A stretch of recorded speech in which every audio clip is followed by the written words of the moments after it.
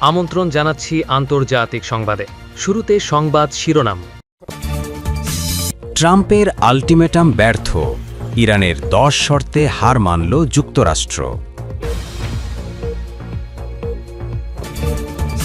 ইরানের ইউরেনিয়াম লুট করতে গিয়ে মার খেল মার্কিন সেনারা। যুদ্ধবিরতি নিশ্চিত করে যে কঠোর বার্তা দিল সুপার পাওয়ার ইরান। ফিনিক্স পাখির মতো জেগে উঠেছে ইরানের মিত্ররা, বিপদে যুক্তরাষ্ট্র ও ইসরায়েল। এতক্ষণ শুনছিলেন সংবাদ শিরোনাম, এবারে বিস্তারিত সংবাদ। তবে তার আগে অনুরোধ থাকবে ভিডিওটিতে একটি লাইক দিয়ে কমেন্ট করে জানিয়ে দিন কোন জেলা বা দেশ থেকে ভিডিওটি দেখছেন ও শুনছেন। শেষ পর্যন্ত কি তবে পিছু হটলেন ডোনাল্ড ট্রাম্প? নিজের দেওয়া চরম আল্টিমেটামের একেবারে কিনারে গিয়েও কি থমকে যেতে হলো মার্কিন প্রশাসনকে? গত মঙ্গলবার রাতে সারা বিশ্ব যখন ইরানে বড় কোনো হামলার আশঙ্কায় প্রহর গুনছিল, ঠিক তখনই এলো নতুন ঘোষণা। সামাজিক যোগাযোগ মাধ্যমে ট্রাম্প জানালেন আপাতত 2 সপ্তাহের যুদ্ধবিরতি। কিন্তু প্রশ্ন হলো, প্রবল পরাক্রমশালী দাবিদার যুক্তরাষ্ট্র কেন হঠাৎ এই নরম সুর ধরল? এটি কি শান্তির পথে হাঁটা, নাকি খাদের কিনার থেকে বাঁচার শেষ চেষ্টা? ট্রাম্পের দাবি, যুক্তরাষ্ট্র তাদের লক্ষ্য পূরণ করেছে, শর্ত দেওয়া হয়েছে, ইরানকে অবিলম্বে হরমুজ প্রণালী সম্পূর্ণ নিরাপদভাবে খুলে দিতে হবে। কিন্তু পর্দার আড়ালের খবর বলছে ভিন্ন কথা। গত কয়েক সপ্তাহে তেলের দাম আকাশচুম্বী হয়েছে। যুক্তরাষ্ট্রে গ্যাসোলিনের দাম বেড়েছে গ্যালনে প্রায় 88 সেন্ট। সাধারণ মার্কিন নাগরিকরা এই অজনপ্রিয় যুদ্ধ নিয়ে ট্রাম্পের ওপর ক্ষুব্ধ। জরিপ বলছে প্রতি 4 জন মার্কিনীর মধ্যে 3 জনই ইরানে স্থল হামলার বিরোধী।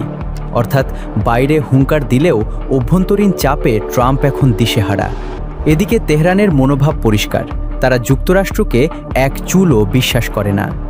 গত 1 বছরে দুবার আলোচনার মাঝপথেই যুক্তরাষ্ট্র ও ইসরায়েল বিশ্বাসঘাতকতা করে হামলা চালিয়েছে।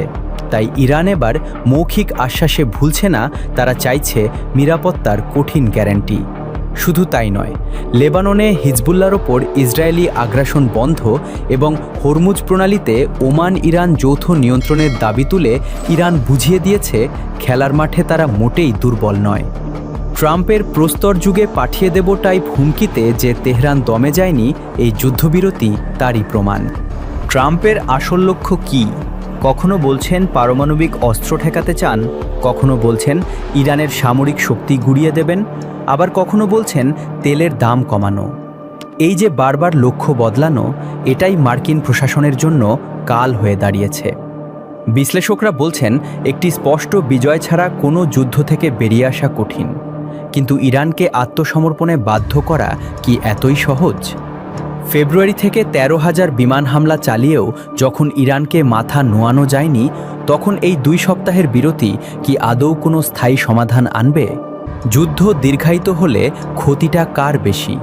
ইরান যদি তার আঞ্চলিক মিত্র হুতিদের নিয়ে বাব আল-মান্দেব প্রণালী অচল করে দেয়, তবে বিশ্ব অর্থনীতি তাসের ঘরের মতো ভেঙে পড়বে। এছাড়া ইরানের সাধারণ মানুষের ওপর হামলা চালালে তা উল্টো শাসক গোষ্ঠীর জনসমর্থনকেই বাড়িয়ে দেবে। অর্থাৎ ট্রাম্প যে পথে হাঁটতে চেয়েছিলেন, তার প্রতিটি মোড়েই রয়েছে বড় বড় ঝুঁকি। ডেমোক্র্যাট বা ট্রাম্প বিরোধীরা হয়তো পিছু হটার সমালোচনা করবেন, কিন্তু বাস্তব বুদ্ধিসম্পন্ন মানুষ জানেন এই মুহূর্তে যুদ্ধ থামানোই ছিল যুক্তরাষ্ট্রের জন্য খাদের কিনলো থেকে ফেরার একমাত্র পথ। 2 সপ্তাহের এই সময়টুকু কেবলই কি সময়ক্ষেপণ, নাকি সত্যিকারের কোনো সমঝোতার ইঙ্গিত? বিশ্বাসের যে পাহাড়সম ঘাটতি রয়েছে, তা কি এই স্বল্প সময়ে মেটানো সম্ভব? ট্রাম্প হয়তো যুদ্ধবিরতির নাম করে মুখ রক্ষা করলেন, কিন্তু মধ্যপ্রাচ্যের দাবানল কি সত্যি নিভবে? উত্তর দেবে সময়।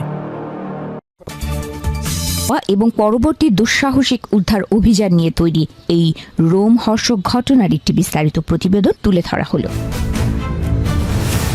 ইউরেনিয়াম চুরি নাকি উদ্ধার অভিযান? ইরানের চাঞ্চল্যকর দাবি ও আমেরিকার সিক্রেট মিশন তেহরান ও ওয়াশিংটন সংঘাতের এক নতুন অধ্যায়। ৩ এপ্রিল দক্ষিণ পশ্চিম ইরানের আকাশে চূর্ণ বিচূর্ণ হয় একটি মার্কিন F-15E স্ট্রাইক ঈগল। মুহূর্তের মধ্যেই আগুনের গোলায় পরিণত হয়ে আকাশ থেকে আছড়ে পড়ে অত্যাধুনিক এই যুদ্ধ বিমানটি। আর এই ধ্বংসাবশেষ থেকেই শুরু হয় এক শ্বাসরুদ্ধকর নাটকীয়তা। বিমানটি ধ্বংস হওয়ার পর থেকেই নিখোঁজ ছিলেন মার্কিন অস্ত্র সিস্টেম অফিসার। পাইলটকে দ্রুত উদ্ধার করা সম্ভব হলেও ঘন অন্ধকার আর পাহাড়ি অঞ্চলের প্রতিকূলতায় নিখোঁজ অফিসারের সন্ধানে শুরু হয় মার্কিন ইতিহাসের অন্যতম দুঃসাহসিক সার্চ অ্যান্ড রেস্কিউ অপারেশন, যে অভিযানে খরচ হয়েছে প্রায় $50 কোটি। 5 এপ্রিল মধ্যরাতে ইরানীয় ভূখণ্ডে অতর্কিতে হানা দেয় মার্কিন বাহিনী। আকাশপথে ডানা মেলে A-10 থান্ডারবোল্ট, ব্ল্যাক হক হেলিকপ্টার আর MQ-9 রিপার ড্রোন। অন্ধকার চিরে কমান্ডোরা নেমে পড়েন ইরানের মাটিতে। বোমা বর্ষণ আর অবিরাম গুলি বৃষ্টির মাধ্যমে ইরানি সেনাদের ঠেকিয়ে রেখে উদ্ধার করা হয় আহত সেই মার্কিন সেনাকে। তবে এই বিজয় উল্লাসের মাঝেই বোমা ফাটিয়েছে তেহরান। ইরানের পররাষ্ট্র মন্ত্রণালয়ের মুখপাত্র ইসমাইল বাঘাই এক বিস্ফোরক বিবৃতিতে দাবি করেছেন, উদ্ধার অভিযানের আড়ালে আসলে বড় কোনো ডাকাতি করেছে আমেরিকা। তার মতে এটি ছিল বিশ্ববাসীর চোখে ধুলো দেওয়ার একটি প্রতারণামূলক অভিযান। বাঘাইয়ের সরাসরি অভিযোগ, মার্কিন কমান্ডোরা আসলে সেনাকে বাঁচাতে আসেনি, বরং তারা ইরান থেকে সমৃদ্ধ ইউরেনিয়াম চুরি করতে এসেছিল। তিনি প্রশ্ন তুলেছেন, যেখানে বিমানটি পড়েছিল উদ্ধার অভিযান চালানো হয়েছে তার থেকে বহু দূরের এক অঞ্চলে, যা কিনা ইরানের পারমাণবিক কেন্দ্রগুলোর বেশ কাছাকাছি। তবে ইরান মার্কিন সেনাদের এই অভিযান পুরোপুরি ভণ্ডুল করে দেওয়ার দাবি করেছে। তেহরান বলছে উল্টো বিমান আর সরঞ্জাম খুইয়ে মার্কিন সেনাদের পালাতে হয়েছে। বর্তমানে ইরানের হাতে প্রায় 400 থেকে 450 কেজি সমৃদ্ধ ইউরেনিয়াম রয়েছে বলে ধারণা করা হয়। পারমাণবিক অস্ত্র তৈরির জন্য এই পরিমাণ ইউরেনিয়াম অত্যন্ত গুরুত্বপূর্ণ।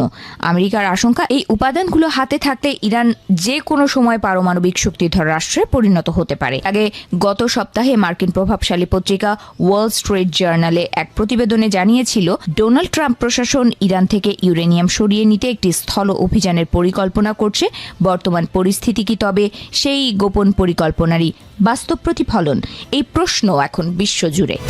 আন্তর্জাতিক আণবিক সংস্থার প্রধান রাফায়েল গ্রোসি জানিয়েছেন, ইরানের গুরুত্বপূর্ণ পারমাণবিক উপাদানগুলো মূলত ইস্পাহান এবং নাতাঞ্জ পারমাণবিক কেন্দ্রের ভূগর্ভস্থ টানেলে সংরক্ষিত রয়েছে। ঘটনাচক্রে মার্কিন উদ্ধার অভিযানটিও ইস্পাহান প্রদেশের দক্ষিণ অঞ্চলেই পরিচালিত হয়েছে বলে খবর পাওয়া গেছে। উদ্ধার অভিযান নাকি ইউরেনিয়াম লুট, সে নিয়ে তর্ক বিতর্ক চলছে। তবে ইরান এই অভিযানকে আমেরিকার জন্য এক ভয়াবহ বিপর্যয় বলে আখ্যা দিয়েছে। আমেরিকা অবশ্য পাইলটকে উদ্ধারের গাল ভরা গপ্প শোনাচ্ছে, যদিও নিজেদের যুদ্ধ বিমান আর হেলিকপ্টার খোয়ানোর কথা স্বীকার করেছে মার্কিন কর্তারা। মধ্যপ্রাচ্য ভিত্তিক চলমান উত্তেজনার প্রেক্ষাপটে গুরুত্বপূর্ণ এক কূটনৈতিক অগ্রগতি হয়েছে। মার্কিন প্রেসিডেন্ট ডোনাল্ড ট্রাম্পের নির্ধারিত সময়সীমার একেবারে শেষ মুহূর্তে এসে 2 সপ্তাহের যুদ্ধবিরতিতে সম্মত হয়েছে ইরান ও যুক্তরাষ্ট্র। বিষয়টি নিশ্চিত করেছেন ইরানের পররাষ্ট্রমন্ত্রী আব্বাস আরাকচি এবং মধ্যস্থতাকারী দেশ পাকিস্তানের প্রধানমন্ত্রী শেহবাজ শরীফ। এছাড়া এ বিষয়ে আনুষ্ঠানিক বিবৃতিও দিয়েছে ইরানের সর্বোচ্চ নিরাপত্তা সংস্থা সুপ্রিম ন্যাশনাল সিকিউরিটি কাউন্সিল। কাতার ভিত্তিক সংবাদ মাধ্যম আল জাজিরার বরাতে জানা গেছে, ইসলামাবাদে অনুষ্ঠিতব্য আলোচনাটি শুরু হবে যুক্তরাষ্ট্রের প্রতি ইরানের গভীর অবিশ্বাস নিয়ে। তবে প্রাথমিকভাবে 2 সপ্তাহ সময় নির্ধারণ করা হলেও পারস্পরিক সম্মতির ভিত্তিতে এই সময়সীমা বাড়ানোর সুযোগ রাখা হয়েছে। ইরানি কর্তৃপক্ষ জোর দিয়ে বলেছে, এই আলোচনা কেবল কূটনৈতিক প্রক্রিয়া নয়, বরং এটি রণক্ষেত্রেরই একটি ধারাবাহিকতা। তাই দেশের অভ্যন্তরে পূর্ণ জাতীয় ঐক্য বজায় রাখতে সাধারণ জনগণ, বুদ্ধিজীবী ও রাজনৈতিক দলগুলোকে এই প্রক্রিয়ার প্রতি আস্থা রাখার আহ্বান জানানো হয়েছে। পাশাপাশি বিভাজনমূলক বক্তব্য থেকে বিরত থাকার জন্য কঠোর সতর্কবার্তাও দেওয়া হয়েছে।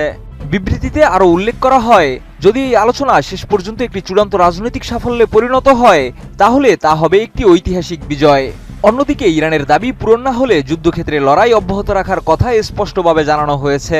আর সবচেয়ে তাৎপর্যপূর্ণ বার্তা হিসেবে তারা বলেছে, আমাদের আঙুল ট্রিগারে রয়েছে, অর্থাৎ প্রতিপক্ষের সামান্যতম ভুলের জবাবও কঠোরভাবে দেওয়া হবে। এদিকে যুদ্ধবিরতি ঘোষণার পর রাজধানী তেহরানে সাধারণ মানুষের মধ্যে স্বস্তি ও আনন্দের বহিঃপ্রকাশ দেখা গেছে। স্থানীয় সময় বুধবার সকালে বহু মানুষ রাস্তায় নেমে এই সাময়িক শান্তিকে স্বাগত জানান। আল জাজিরার লাইভ প্রতিবেদনে দেখা যায়, দীর্ঘ উত্তেজনার পর এই যুদ্ধবিরতি সাধারণ মানুষের মধ্যে আশার সঞ্চার করেছে। কৃষকরা মনে করছেন, এই 2 সপ্তাহের সময়সীমা ভবিষ্যৎ সম্পর্ক নির্ধারণে গুরুত্বপূর্ণ ভূমিকা রাখতে পারে। তবে উভয় পক্ষের কঠোর অবস্থানের ইঙ্গিতে চূড়ান্ত ফলাফল এখনও অনিশ্চিত। মধ্যপ্রাচ্যের মানচিত্রে এখন আর কেবল উত্তেজনার রেখা নয়, বরং আঁকা হচ্ছে এক রক্তক্ষয়ী যুদ্ধের মানচিত্র। একদিকে ইসরায়েল আর যুক্তরাষ্ট্র, অন্যদিকে ইরান। তবে এবার সরাসরি রণক্ষেত্রে সক্রিয় হয়ে উঠেছে ইরানের ছায়ায় বেড়ে ওঠা দুর্ধর্ষ প্রক্সি বাহিনীগুলো। দীর্ঘদিনের ইরান যুক্তরাষ্ট্র দ্বন্দ্ব এখন আর কেবল রাজনৈতিক বাদানুবাদে সীমাবদ্ধ নেই, বরং ইসরায়েলের নিরাপত্তা ইস্যুকে কেন্দ্র করে এটি একটি সংঘাতময় রূপ নিয়েছে।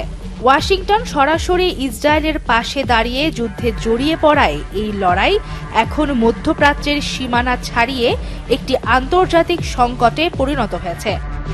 সরাসরি ফ্রন্টলাইনে না এসেও ইরান এক সুদূর প্রসারী ও বিধ্বংসী কৌশলগত লড়াই চালিয়ে যাচ্ছে।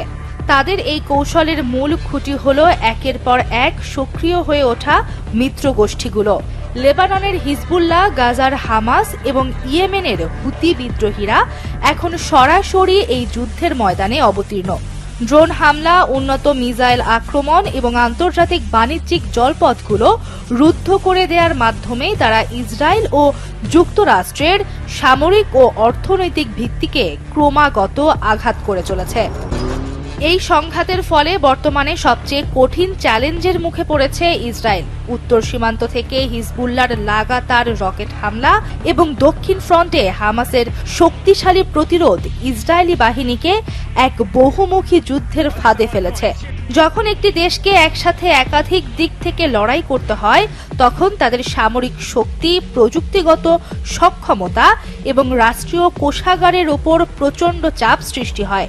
ইরান মূলত নিজে সরাসরি যুদ্ধে অংশ না নিয়ে তাদের মিত্রদের মাধ্যমে প্রতিপক্ষকে ভেতর থেকে ক্ষয়িষ্ণু ও দুর্বল করে দেওয়ার কৌশল নিয়েছে। ভূ রাজনৈতিক বিশ্লেষকরা একে একটি জটিল প্রক্সি ওয়ার বা বৈশ্বিক ক্ষমতার লড়াই হিসেবে দেখছেন। এই যুদ্ধের আজ শুধু মধ্যপ্রাচ্যেই সীমাবদ্ধ নেই, বরং তা পুরো বিশ্বের অর্থনীতি ও নিরাপত্তাকে নাড়িয়ে দিচ্ছে। আন্তর্জাতিক নৌপথে অস্থিরতা এবং জ্বালানি বাজারে টালমাটাল অবস্থা বিশ্ব রাজনীতিতে নতুন মেরুকরণ তৈরি করছে। এই রক্তক্ষয়ী সংঘাতের শেষ কোথায় তা এখনো ধোঁয়াশাচ্ছন্ন। সবার মনে এখন একটাই প্রশ্ন, এই যুদ্ধ কি আরো বড় কোনো বৈশ্বিক মহাপ্রলয়ের রূপ নেবে, নাকি কূটনীতির টেবিলে কোনো মিটমাট হবে?